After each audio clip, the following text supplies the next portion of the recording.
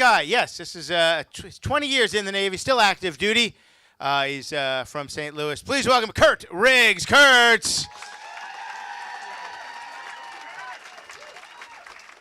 How are we doing tonight? So I been in the Navy 20 years. I work with a lot of Army right now. Where's my Army folks at? So y'all have that hooah thing? The other day, one of the guys I was working with the Army, he says, "You guys have something in the Navy, right?" I say, "Yeah, we say hoo-yah. We have a version of hooah, but it doesn't go the same as yours." He says, "Really, what is that?" I says, hoo-yah! Usually involves somebody hanging over the side of a ship. They haven't got their sea legs yet. That does happen. Army guys do go on ships. It's the funniest thing in the world because they have no job. Their job is to walk around and get hurt and give our corpsmen something to do. So God bless them. But it's been kind of a weird day for me. Today's my 39th birthday, believe it or not. Thank you very much. And I started off my day this morning at 5:30. I got up and went up to work. I work up at Fort Meade. I'm actually getting ready to transfer down to the Pentagon, so I had to re-enlist for 3 years. That was a lot of fun. So then, to celebrate the back end of my birthday, I thought I'd come down here and do this for the first time ever. I am nervous as hell. But anyway, you guys seem like a pretty good crowd. But 20 years is a long time. I've been married. I got 2 kids. I got twin daughters. They just turned 9 recently. Thank you. They're beautiful little shits. I got to love them, tell you what. But they're getting to that point where they start asking questions, the really tough questions, like you're trying to put them down tonight at bedtime. We have our little ritual. I'll be watching Discovery Channel or History, something on my crap Verizon service that I have, Fios. Anybody got Fios? Anybody work for Fios? Would you admit it if you did? I'm not going to trash you right in front of everybody. They start asking questions, though. My daughter the other day, she says, "Dad, why don't we go to church?" And I'm like, oh, shit. I am 2 beers into a Seinfeld episode, kiddo. Do we have to talk about this right now? She's like, "No, really.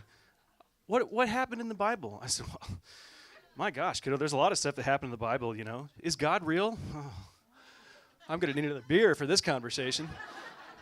I don't know, kiddo. Some people think God's real. And then you start thinking about things. You're like, gosh, is he really real? What if there was like a committee? I have a degree in history, right? There were a lot of polytheistic religions before we settled on Christianity, in this part of the world anyway, and we're debating that.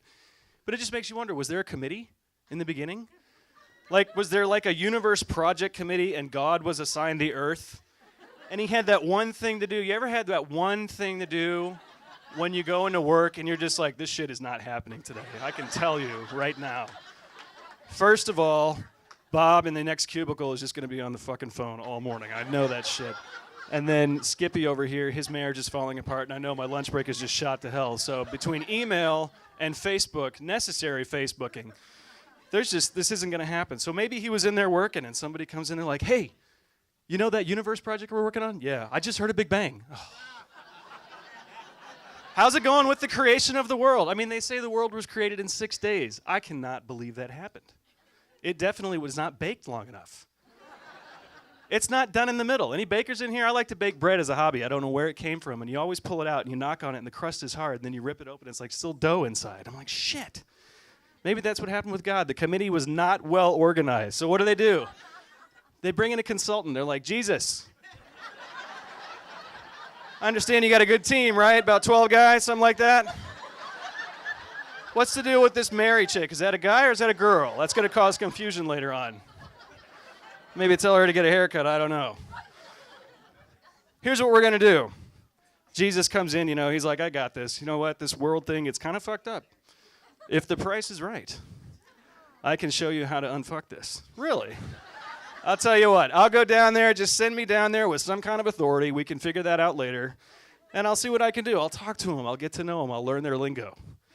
Like 30 years later, he shows up in heaven. He's like, "I didn't say make me your son. Shit, man, they fucking crucified me. What the hell is wrong with these people?